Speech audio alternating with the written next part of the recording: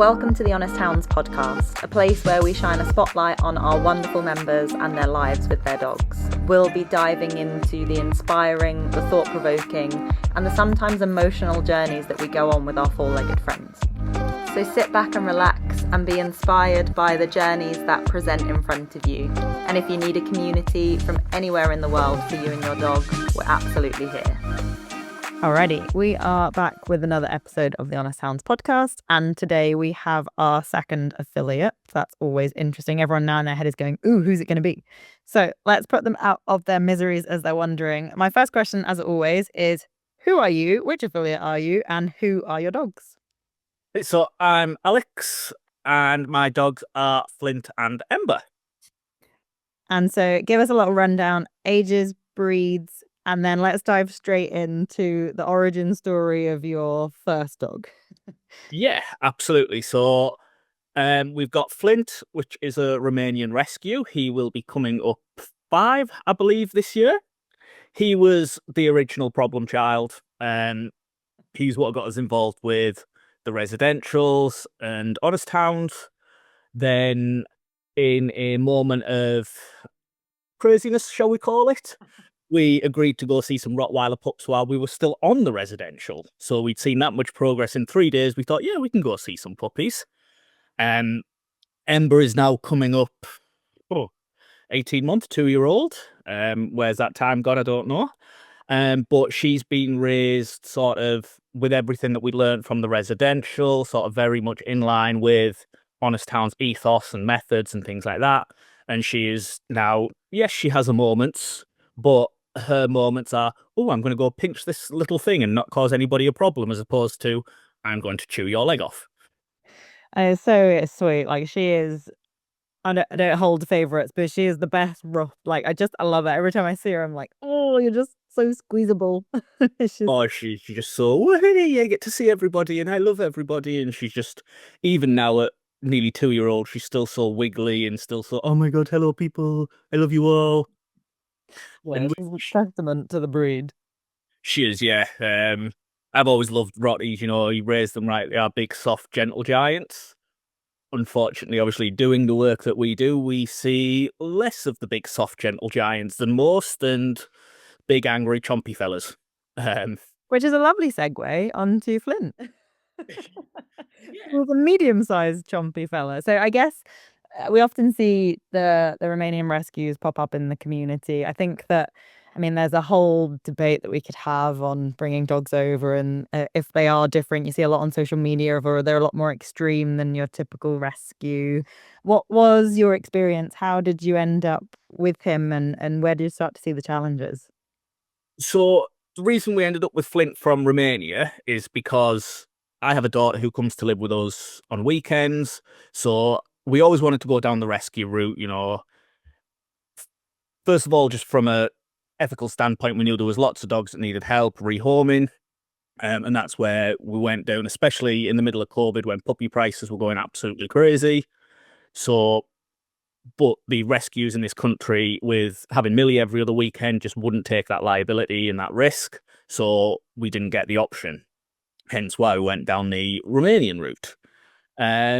He came and he was a street dog. The first time we put a lead on him, you'd think it was a live wire the way he jumped and bucked around. So he was very much not used to being handled, terrified of cars, would dance around puddles instead of walking through them, all the sorts of weird little things.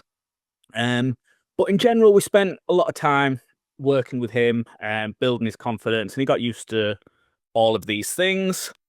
However, probably at about 7 or 8 months, we started seeing little bits of resource guarding. And we were working with a balance trainer at the time. I very much had this impression of when I first got a dog that you will do what I say when I say it. Probably typical masculine bullshit. I will not have a dog that's running off and doing X, Y, and Z. It will do what I say when I say. And did you still have the other side of that? Were you still like, but if you do that, then the dog is there to be a bond, or was it more like a, you're here to exist in my family unit and therefore do this thing like transactional? Um, I think it was a bit of both. And as you know, I loved playing with him, loved training him, and spending all that time with him. But I think as we ended up more with the resource guarding, and as the reactivity built towards other dogs, we were definitely having less and less fun. Um, we were stressed, he was stressed, so nobody was particularly having a good time. But yeah, like so in the garden or where we'd be out and about and there'd be no one about, I'd still get the balls out or things like that and have a play with him. But I don't think we were rewarding him the same way we do now for him making the right choices. I suppose there's less capacity to have like you say, when you're that stressed, actually, like no one wants to be like, woohoo, should we have enough time? Like you're holding your absolute self together at all points. I wonder if that then exacerbates the kind of, well, we're trying to have control over the situation and this feels, I mean, it does. It's like a personal reflection sometimes, isn't it? On like, I'm trying so hard to get this right and we're still seeing these challenging issues. I wonder if that then leads to like you have to do this thing because if not, there's all kind of big emotions that are linked to it with the world kind of watching as well. Yeah, and I think it's a consequence as well. If oh you ignore me and mark when I've said you can't, it's not the end of the world. What's worse, the bush has gotten a bit wet. Whereas when he's in that mental stress state, the consequence is, well, he's going to either go and harass another dog. He was muzzled, so he couldn't cause any harm. But even then, when we were still trying to work through things and give him some off lead time, and a dog might come out of nowhere, he would still be posturing over them, being very rude, going, "I'm cool as hell, and you must agree." And that drove a lot of his reactivity because of the dogs would just go, "Nah, mate, you're just a dog. What's your beef?" Um, and even then, even it might not have been a risk for the other dog because he was muzzled. If the other dog took it wrongly or decided to go, "Nah, absolutely sod you, dude," then he was at risk from getting bitten from his own stupid choices. Um, so yeah, we were trying to manage it. We did lots of he was on a prong collar, he was e-collar trained, um, he was always muzzled and on a long line, not really getting his needs met, and it kind of created this downward spiral of we can't do what we need to do to give you the endorphins and have fun, and we didn't really have an awareness of that as much then. Um, but it just, the world gets smaller and smaller. You do less and less, so all of this energy your dog has just becomes more pent up, and it all has to go somewhere. His reactivity got worse and worse. It was initially intact males, then any males, especially if they were bigger than him. Then again to females as well, and then generally by the end it was every dog, just because he was so suppressed, so stressed, and he didn't know how to make the right choices. And that kind of exacerbated over probably 6 to 8 months, from because he was only 8 months old when his resource guarding started. Our trainer told us basically to challenge him with that and punish him, and be like, "Okay, I'm taking this off you." Wow. Yeah, I've not done that before. yeah. So and that seemed to work, to be honest, as backward as it did. And yes, he had a grumble and a fight about it at first, but I think again it was more suppression, and being 8 months old, he wasn't that cocky and strong-willed enough to go, "Do you know what, actually, sod you, this is mine, I'm going to maul you to have it." Which I think over the 6 month is where he was getting to. At his worst, if he had a chew in a room and I walked into that room, he would literally fly across it and be barking and snarling at me, going, "You absolutely are not coming to take this from me," but So that's what we've reinforced. yeah, you've added that conflict, and while he's been younger, he's gone, all right, chaps, I won't push that. And then as he's grown into his confidence and his skin, he's gone, well, actually, dude, no, I'm not gonna stand for that. And were you working with the trainer? Were they kind of giving insight on why you were seeing that then? So you obviously got a little bit of a decrease of the behavior, but then we got what we typically see with suppression, which is then that massive spike where it then, when you see it, it's got arms and legs. We weren't dealing with a proactive approach, I would say. I think we learned the management technique so it wasn't a problem. We could get him to drop and come away. So for example, if he had a chew on his place bed and we needed to take it off him, we would call him into the kitchen while giving him snacks, and either he'd stay in there while the other one picked it up, or the other person would pick up the chew who was still in that room. And you could pick it up and carry it past him, and he was fine. He wouldn't be like, "Oh, give me that back." But we still had we were very comfortable in that management stage, but we weren't challenging it. We weren't trying to change the behavior. But I think that's the limits that I've seen in balance training over the last sort of year or two as I've worked differently, is that, it's all about going, well, this is just that behavior is unacceptable, so we're going to make it unpleasant until you don't do it, as opposed to tackling the underlying root cause of the behavior. Yeah, and I think it's super interesting. And obviously you'll have taken so many bits from it. So you obviously were doing that for a while, and then you came up and did your residential, and I know for you that was like a torrent of, oh my goodness, this is the complete opposite to what we've been doing, which I think for us normal human beings, when you've had one way of thinking and then you go, oh my God, this is the total opposite, it's super hard to wrap your head around. And I guess a lot of people listening, whether they're trainers or owners, they're like, yeah, I totally get that. How did you still manage to pivot and not just go, baby out with the bathwater, this is everything the opposite to what I've been doing? You've obviously put a lot of time and energy in at that point. What made you go, actually, yeah, this is something that we're going to keep kind of driving forward with, even though it feels so different? Well, it's funny. We started the residential. It was very different back then. It was 5 or 6 days in a little old pub turned Airbnb in the middle of Scotland. And what was really funny is I didn't think I was going to get on with Jess Probst at all initially. And our first little conversation was almost a little fallout. I've had this chat with her and we laugh about it now. But, the muzzle was on my belt, attached to me. And because we didn't know what to expect, we were just like, oh, we just paid this money, we're just going up and we're going to see what happens. Both Jess and I on the drive up were both like, oh, what is this gonna be like? Is it gonna be worth it, etc., etc. To the point where Jess probably basically we started with a walk with us all together. And she just let all of her dogs out, and she was like, well, what would you normally do in this situation as Flint is kicking off and trying to kill everybody? I'm like, well, I wouldn't be here. I would have seen this and gone the other way, you know? And she was like, huh, okay. I was like, why are you wearing the muzzle and not the dog? And it's like, because I didn't expect any of this. I did not know what was happening.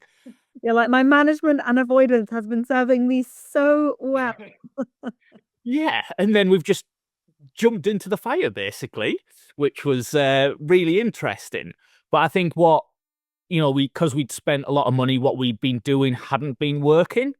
And we still wanted more for Flint because he'd proven that with dogs he'd known since a puppy, he could be nice with, so we wanted to be like, well, he's capable of it. Now we just need to know how. And by preaching that we were tackling changing the emotion as opposed to just the behavior.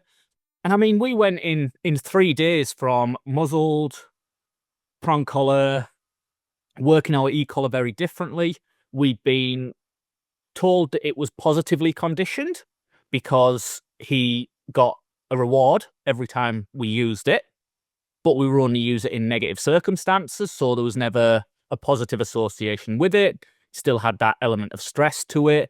But in 3 days, we went from prong collar, muzzle, and e-collar to just using the e-collar. To see, I think we lost the prong collar on day 1 or 2, swapped it just for a slip lead. That immediately just helped him relax a little bit because he wasn't being punished for the behaviors he was doing. And obviously the prong is quite intense. And I appreciate, some dogs, they use it and it can help small people handle big dogs, things like that. I get the uses for it. But I think it was a lot of stress for Flint. And in the space of a week, we went from not being able to to see another dog without him losing his shit, to giving an appropriate correction to Tristan, and he just literally had no muzzle, no prong collar, and Tristan just came in his space, sniffing in, and Flint just went, dude, that's a bit rude, I'm not comfortable with that. And Tristan went, all right, yeah, cool, and just wandered off.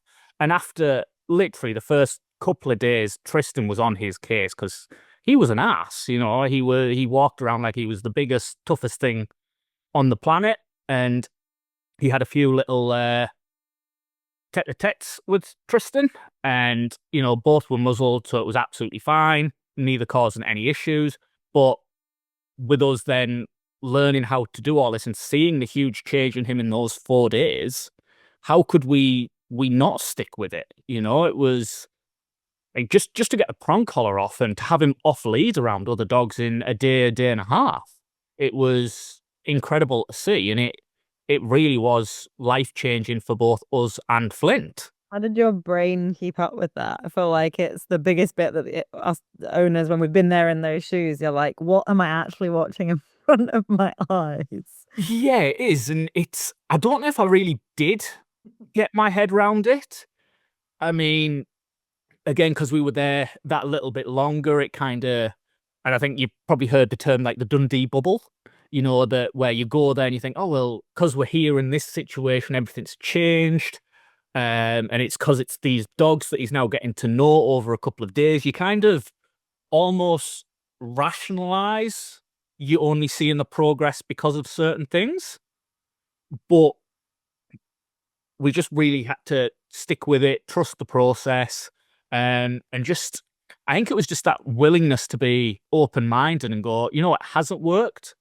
And yes, this is complete U-turn. I was never part of the force-free camp. I believe it's a lovely utopian idea. But again, going back to my old mindset, you know, I always believed there was a carrot and stick approach with everything for humans, never mind animals. So I would never look down the force-free route. But this way of dealing with the emotional problems, giving him the active feedback in the moment without actually causing him more stress. So just being able to displace him, use spatial pressure and go, dude, that's rude. And then him actually being able to take that on board without actually having to cause him any level of stress or to go, no, dude, I'm being, what's the word I'm looking for, aversive here to try and stop you doing it. We brought the aversiveness down level so much that he just started to relax and go, okay, I can deal with this. I can come out my shell. So I think it was just seeing the change in him and actually being able to go, yeah, okay, we're working with that change now. And don't get me wrong, it took Jess longer to catch up than it did me, and I'm sure she won't mind me saying, because on day 3, when we started to take the muzzle off, she literally handed the controller straight over to me and went, there you go, you have the dog, you deal with this. I'm not ready for the muzzle to come off yet.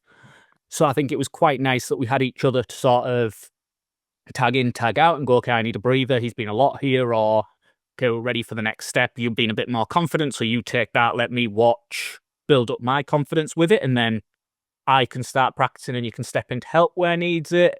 So yeah, I think we just by seeing the progress day to day, and huge progress considering what we'd been dealing with, we just couldn't not buy in and go, oh, look, this is really working. Let's just trust the process. And it's so cool to see. And obviously, it's interesting that you kind of reference the muzzle, but I think it's finding that balance, isn't it? And you'll know this now as a trainer. It's that, where is the human at and where can we meet them? So actually, I'm sure when you went home, Jess would be using it and you kind of carry on using it in situations that are sensible. But I think when we get so used to avoiding, we're like, oh, nothing feels safe. Whereas actually, when we have the chance to test it out, you can go, do you know what? Actually, in this situation with this group, this is something that is appropriate. And obviously, if we were going to a children's birthday party, it would probably be a very different situation, and starting to adapt rather than what I think we've got now, which is just a lot of generalized fear of, or my dog has shown a behavior that I don't feel confident with, and therefore I'll just try and kind of micromanage everything because nothing feels safe. And so actually being able to kind of empower you guys and go, now we truly understand him, you can then build on that in such a nice way. So I guess I'd love to hear, what was it like? So you did that, you went home, you kept chipping away. You'd already gone to see some rotty puppies. We obviously didn't run for the hills. So what was it like adding Ember in, and how did that work for you guys? So yeah, like as you say, we kept using the muzzle as and when we needed it, either as a confidence booster for us because he had redirected, and even to this day now, we're on a social walk with 10 dogs. I can't be watching him as closely as I potentially could be if on a regular walk. So he still has his muzzle on just in case I do miss something. But in 99 times out of 100, he makes really good choices now. But it's just there as a just in case. you know. And I would say that to anybody, the muzzle is a really awesome tool. And all it is, it's like a seatbelt. You don't plan on crashing your car when you drive. I don't plan on flip biting anybody, but worst case scenario, the muzzle's there if I need it. My seatbelt's on. I'm not going to go flying through the windscreen. Um, but yes, it was definitely interesting bringing a second second dog home. So yeah, we put the deposit down on Ember before we left Dundee. 4 weeks later, we went back up to Dundee to pick up Ember. It was really nice to catch up with everybody again, join on the educational walks, get some check-ins to see how Flint's progress had been, and see if we picked up any bad habits, lazy habits, or anything in the meantime, and get that little check-in for us. But Ember was very different as a puppy. I mean, Flint coming from abroad, there was, I think it's DEFRA, all the rules for that, so he couldn't go for a walk for 2 weeks, all of these things. Didn't have his vaccinations. So he did have his vaccinations for traveling, but I think he had to have a booster once he was back in the country. Whereas Ember, we picked up at 8 weeks. We went and joined an educational walk or a social walk with Jess Probs. Literally went, there you go, 8-week puppy. Let's go and explore the world. But we were also very aware of Flint's issues. He still had issues with manners. He wasn't fully reliable on giving appropriate corrections yet. So we spent a lot of time with Ember and Flint crate and rotate. Spend a lot of time one at a time. We wanted to focus on all of the things we got wrong with Flint and focus on that with Ember. So Flint was very obedience based, very balanced, let's say. Ember was much more, we're looking at behavior and choices. I will hold my hands up and say her obedience is pretty crap. However, I will trust her in pretty much every situation to wander in and make good choices. So, yeah, so we focused on that, spent a lot of time crate and rotate, letting them see each other through the crate, they probably spent more time together outside on walks than they ever did in the house for the first couple of months, just so that they could use a nice neutral space to get used to each other, spending time advocating for Flint as much as we did Ember. Ember was a little asshole. She was pushy. She would not take no for an answer. She's a breed that's been designed to herd stubborn cows by headbutting them until they move. And she absolutely brought this energy to day-to-day life. You'd try and tell her off, displace her, and she would bounce back. She was quick. For a Rottweiler, she was so quick and bounce back in, nibble your hands and back off again before you could even get near her. You'd try and advocate for Flint and be like, stop jumping on this poor guy's head. And she'd be behind you before you even noticed. Like, we'd be doing laps of Flint trying to protect him from this absolute little monster. Like, can't even be like, she's doing it in such a like typical fuck around, right? So you're like, it's like the kid that swears and you're like, I'm giggling underneath the surface, but also I need you to not do that. Absolutely, yeah. It's one of them ones we go, this is funny while she's small, but when she does this as a full-size Rottweiler, Jesus Christ, that's potentially going to be a huge problem.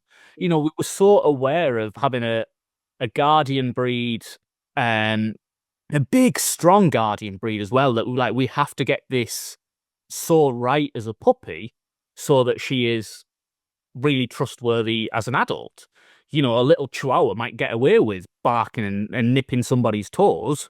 Ember will take a leg, if she was in that sort of mindset. and she'd been raised to be that sort of thing was acceptable, you know. Um, but yeah, so a lot of time in the muzzles, a lot of time outside on walks, letting them get used to each other. A lot of time advocating for Flint to Ember stop being a little wind up, and also advocating for Ember because Flint could just be a little bit pushy sometimes. Be like, look how cool I am, or you're not coming near this food if I've got it. All of these little things. And we just slowly started building up time together in the garden, doing little playtime, little bits of parallel training. So, I'd work with one while Jess worked with the other and vice versa. And then we'd let some interaction time. And, I think play was a big thing to be watching. Again, Ember, massively playful as a puppy. And what she learned was if we weren't quick enough, she could wind up Flint until he would play. He would eventually go, "Do you know what? Fine, it's just easier to play and get it over with than it is to let you chew and jump on me." And probably, there was some element there. Flint was probably being a bit too rude and a bit pushy in his play. But he's learned to temper it. It's really funny watching him play actually, because he learned that if he just grabs her tail in his mouth and whips it in a certain way, he could take her off her feet, and that was his way of playing and taking her down. Whereas so she's learned to do the same thing to him. She'd jump on his tail.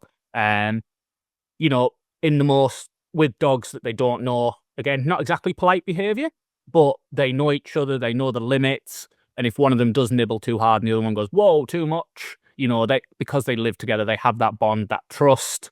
They take it further with each other than they would with random dogs.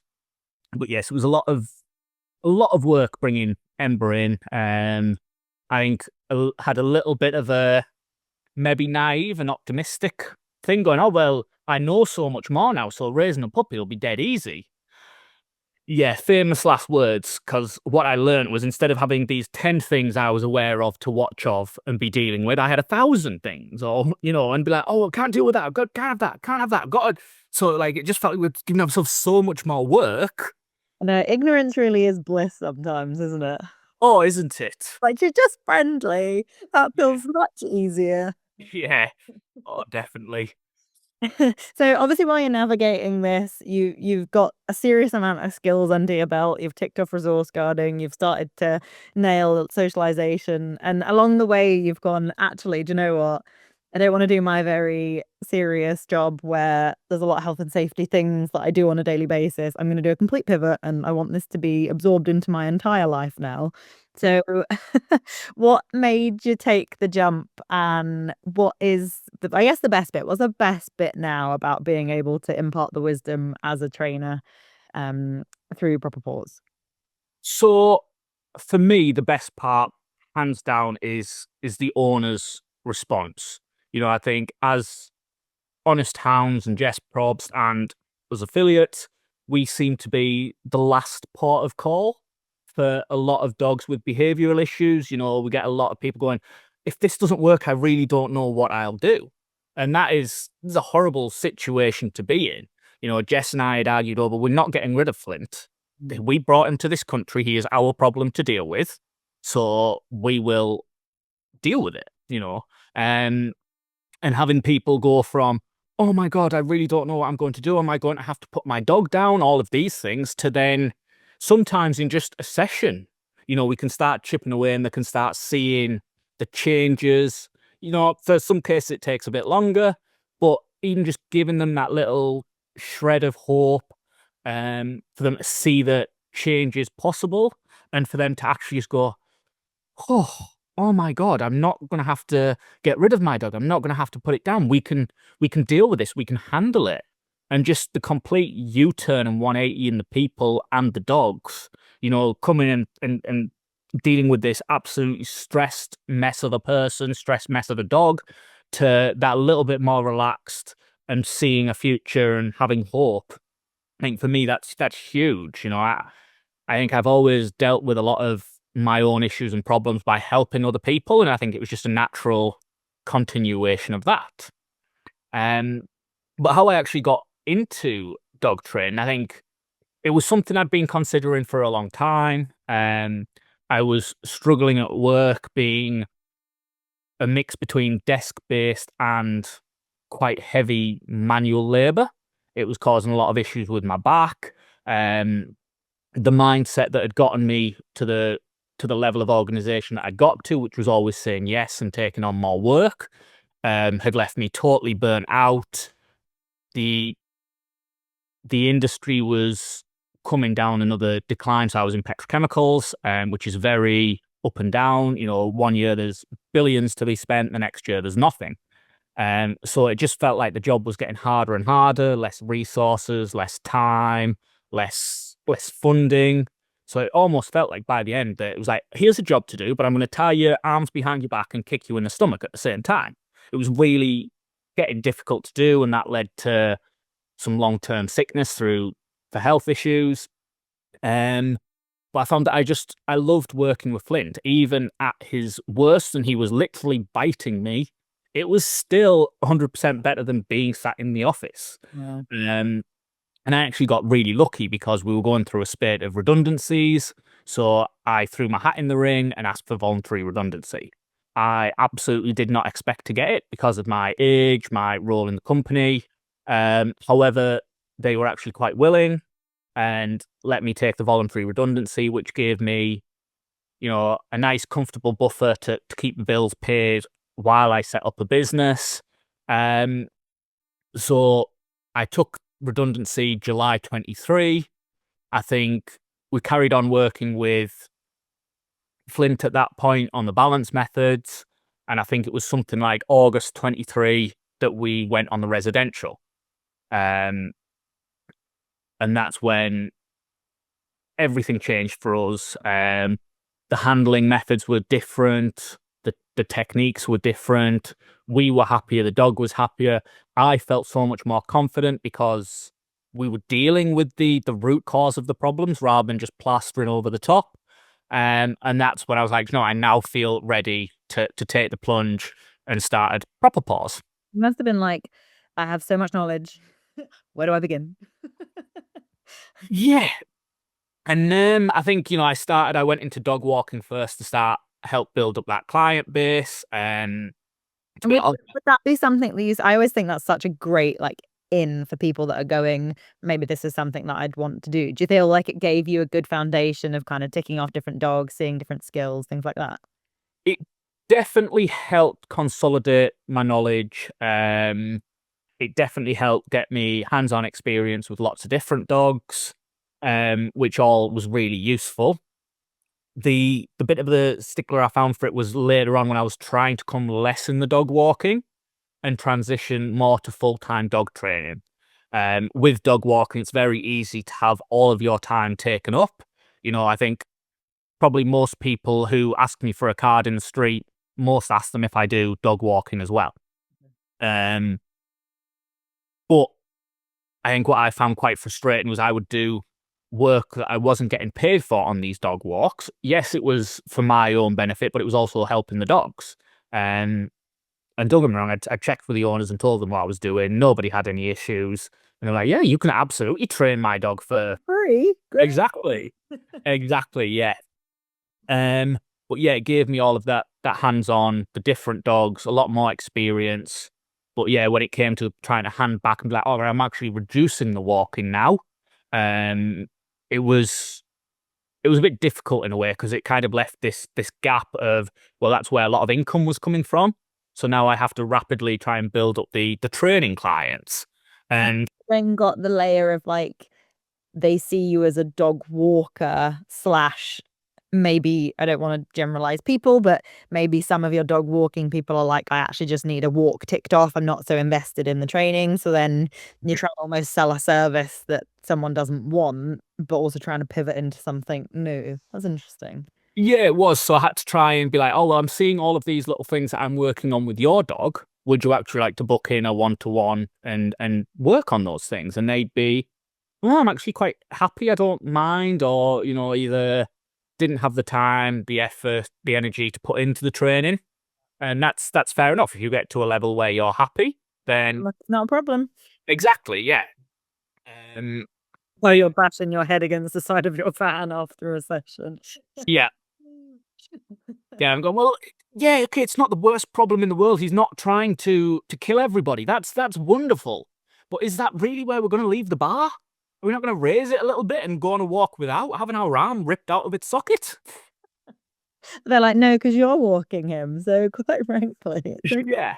So what I found quite useful is I actually tweaked it into a walk and train service that I offered. So what I did on the walks didn't really change very much because I was already doing that. I just actually started charging them a bit more for the privilege. And what I found was actually quite a few people were actually going, yeah, do you know what? Yeah, that's actually quite useful. Um, so it was a nice way to bridge the gap. So I have had a few walk and train clients, and I think I've still got two to this day. It's not really a service I offer regularly, because it's a lot of my time and energy for not really getting paid for what the skills I have and what I'm doing. Um, but you have legacy clients, and it still does their dogs some good, and it's nice to see the dogs that I've known for a long time as well, and see that little bit of progress. But yeah, I think the difficult part is a lot of people going, "Oh, do you walk dogs?" No, I don't know. Well, I'm not interested, and that's fine. That's what I mean. That's totally their prerogative, and not everybody wants to get bogged down in the depths of dog training. I totally appreciate that. Um, but yeah, I think it's building the client base that was quite quite difficult at first. And everything being social media, what it is such a vital thing. And I've not been a social media person for probably the last 10 years. It was there just as a way to chat with friends, things like that, as opposed to posting and sharing. So getting into the habit of all of that again. And to this day, it's still something, if I've got a lot on and stressed or I'm struggling at any point, it's kind of the first things that fall by the wayside. Um, but yeah, it's been a lot of practice for me to build that client base. And I think it's interesting because people are like, oh, I'll be a dog walker or I'll be a dog trainer. And then when you get into it, you're like, oh, great. I also need to be an accountant and I need to be a social media influencer and a marketer and actually look after myself every now and then. You're like, why did no one tell me all these things?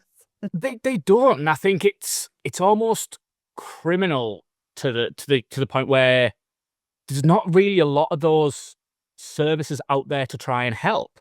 I mean, I spent a lot of time on government websites going, what do I need to be self-employed?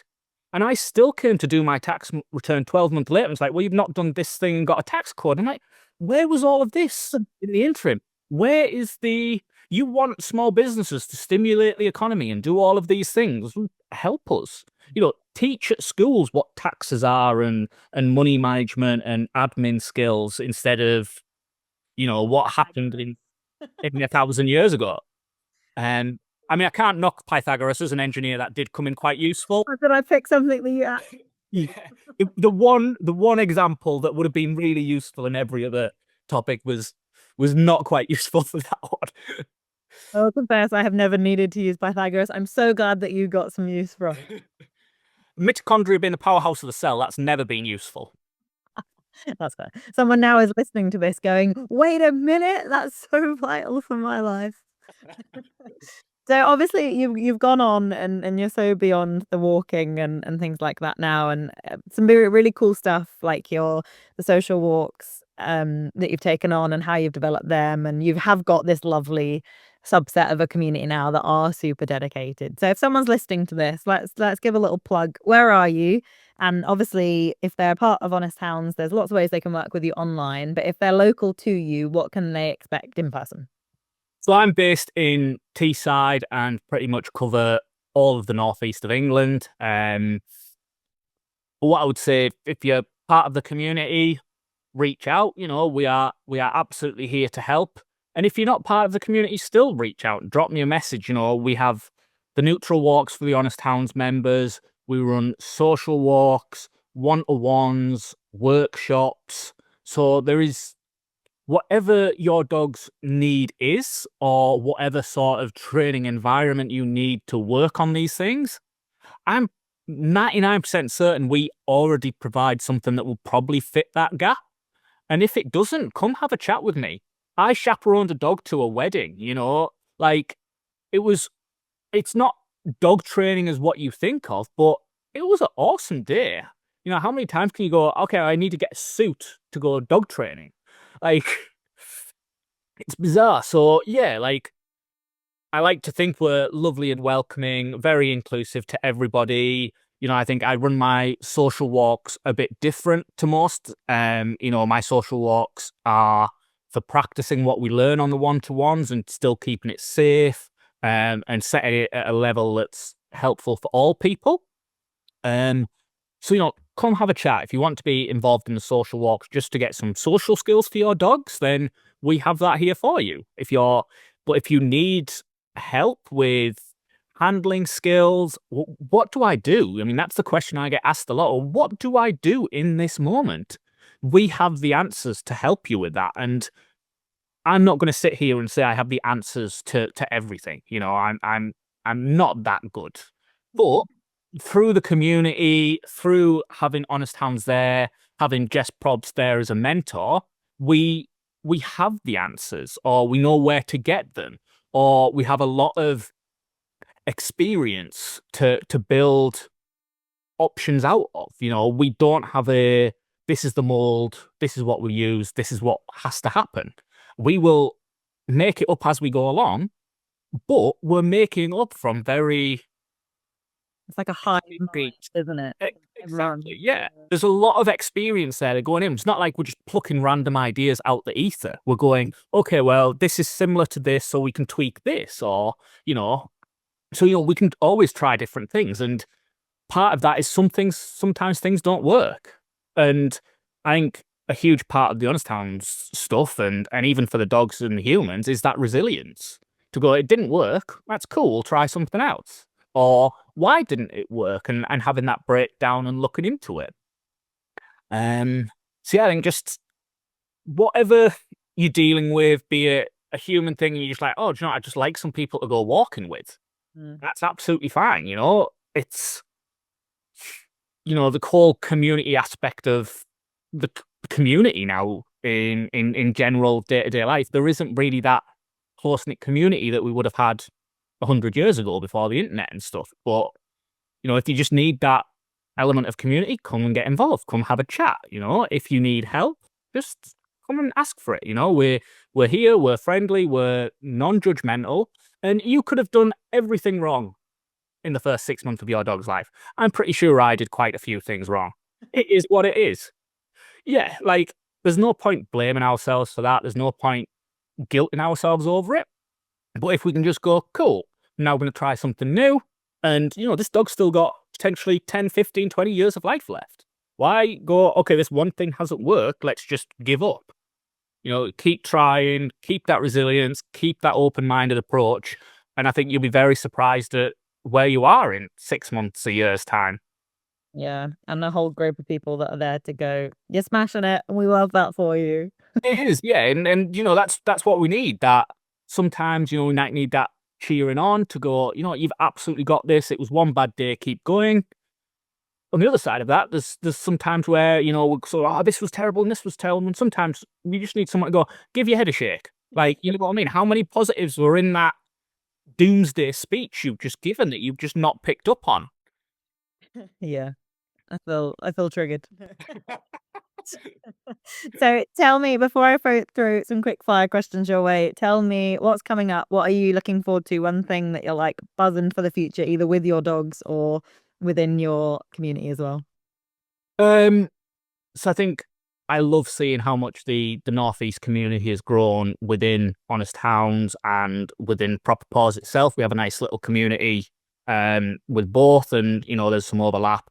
Um, but I'm really loving seeing that community just keep growing.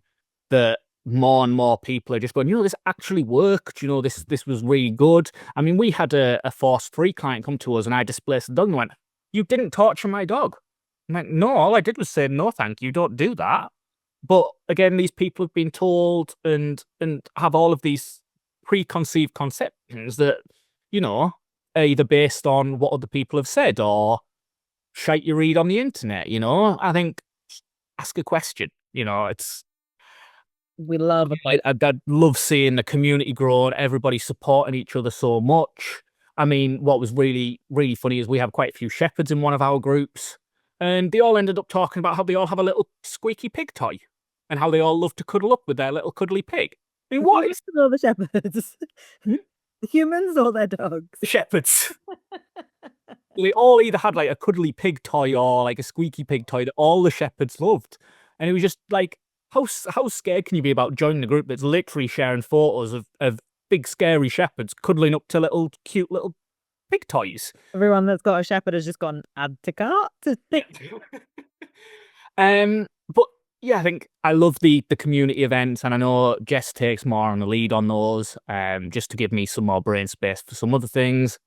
But I think it's nice just to have that whole thing of supporting each other, building each other up, and going, just book in, you'll be fine, you can do it. You know, just come on the neutral walk. It's not the end of the world. Come without your dog if you want. We don't care. Just come, get out of your head, and just do it.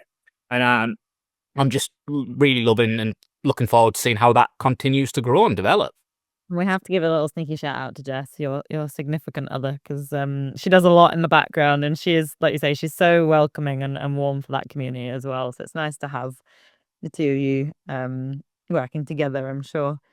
Oh yeah, she's very, very useful and very, very helpful. She loves her admin stuff, so the fact that admin is my enemy, is the bane of my life, she will quite happily. Every dog trainer ever. Oh yeah, absolutely. Whereas she will quite happily sit over my shoulder with a bat in hand, going, "You're going to do it, aren't you?" Or what's even better, she knows that I'm a bit of a control freak and I like things done a certain way. So she just goes, "Oh, well, I'm going to do this thing." And then there's me go, "No, no, no, I'm going to do it now.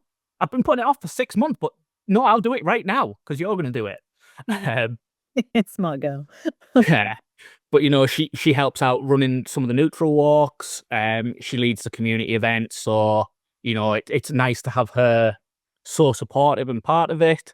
I think even in the future, you know, she's now going, "Oh, I'm really liking taking the dog photography stuff." So getting quite excited to see we if we keep building the point to where she can actually come work for us part time. I think that'll just be really lovely. Take a bit of stress and pressure off her. You know, she's still living the 9 to 5 corporate life, which I think when she watches me doing this day in day out is a bit of a struggle, but it's understandable. Oh well, exciting things to come. Oh yeah, hopefully. Okay, I'm going to fire some quick fire questions your way. So don't think too much. And you obviously have two dogs, so you can give me one and then another for both of them. So my first question is your favorite thing about Flint and Ember? Oh, so my favorite thing with Flint is I think he loves to climb. I like to climb as well. Thank you. Good boy. So you just heard a car door outside. He decided we were talking about him, so he must chirp in. Um, but yeah, so I think I'm going down the parkour route with him, getting him to climbing things. I mean, there's stuff on my social media where I'm 6 foot and I'm pointing the camera directly upwards at him in a tree above me. I mean, I love climbing trees and stuff like that as well. You know, all those little daft endorphin hits. So being able to do them together is really nice. I think for Ember, it's her play drive that is so much fun. Through over the last sort of 12, 18 months when she's had the seasons and stuff, that's dropped off quite a bit. So we've had to rebuild that. But, you know, I can be like, "Oh, you know, you want to play with this thing? There's a stick on the floor. We'll play with that." You know, or there's something to jump in because she loves the jumping and stuff as well. I may have built a little bit of a problem with how high she can actually jump. Like I can 6 foot, reach up fully into the sky and have a touch, and she can get my hand all the way up there. She is a little bit of a monster when it comes to her jumping ability. But I think on the other aspect, she's also really cuddly. She's always really wiggly, always really happy to see you. And she's the one that loves the affection, loves the cuddles, will quite happily come and just plonk on you and be like, "Hello there, I love you. Would you like to give me a belly rub?" So yeah, they have very different personalities. I think Flint might be a little bit autistic, if that's possible for dogs. You know, he as much as he seeks the affection and enjoys it, he still routinely shakes off afterwards. So whereas Ember's just like, "Oh my God, give me all of the love." And being able to see her do that with other people and completely trust her, you know, it's lovely. Love that. That was the worst quick fire I've ever had, but very detailed response. Yeah, I'll take that. Love that. Okay, quick fire. Their favorite thing to do, Flint. Fetch. Ember. Pug. Nice, much better. Okay, your favorite training item, and you can choose anything. Ooh. I think I would probably, as much as this is a bit probably non-standard, the e-collar and using it in the way that, you know, in the different way that we've learned to use it. It's a communication tool, it's a communication device, and through the conditioning they go, oh my god, this means the best thing ever is going to happen. And I know that with that it gives me all the reassurance I need that no matter what's going on, I can get them back and positively, instead of going, oh my god, what do I have to do? Yeah, I love that. Okay, so the next question is your dog owner superpower. So if you were going to give yourself one attribute or one skill that as a dog owner or a dog trainer that you absolutely nail, what would it be? I think dealing with dogs trying to bite me. Okay. I've gotten very used to it. I mean, be it I see it coming or my own stupidity and a dog wasn't muzzled when it should have been. I think despite having a dog clamped onto my arm, I can just go, well, that's a bit silly, isn't it, dude? Are we going to try something else? Instead of going, oh my god, there's a dog bitten me, I need to get it off, I need to do this. You just go, well, that was a silly choice, wasn't it? Both me and you. Should we try something else next? That is an excellent superpower that I hope you keep and no one else ever needs. Yeah, that's absolutely fine. I mean, there's not many people, I think, because I work with a lot of big reactive dogs, they go, oh my god, you were actually willing to try and touch my Mally that's trying to chomp your arm off. And you go, yeah, it's probably a bit, something's not wired right upstairs, but there we go, it comes useful. I'm glad you've channeled it. Okay, one thing you wish you'd known from day one of bringing Flint home. Just all of the relationship stuff, being aware of the underlying emotions and dealing with them rather than just trying to suppress the behavior. And then my final question before we wrap up.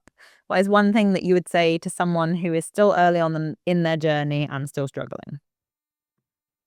Trust the process, ask questions, and if something doesn't feel right to you, have that discussion. You know, any trainer should be able to go, okay, well, if you're really uncomfortable with that, we can tweak it. We can make it so it's more in keeping with your ethos. I think the curiosity, the open-mindedness, the willingness to try is the most important thing. Persevere, even if sometimes it doesn't feel like it's working straight away. But also, if you feel like it's not working at all, just ask the question. Be curious and persevere, I think would be my wrap up. Love that. Dude, it's been an absolute pleasure. I will link your socials so that anyone that's local or not can always drop you a message, let you know what they've enjoyed or what they would like to be curious about. But as always, thanks so much for your time. No, thank you very much for having me. It's been really lovely.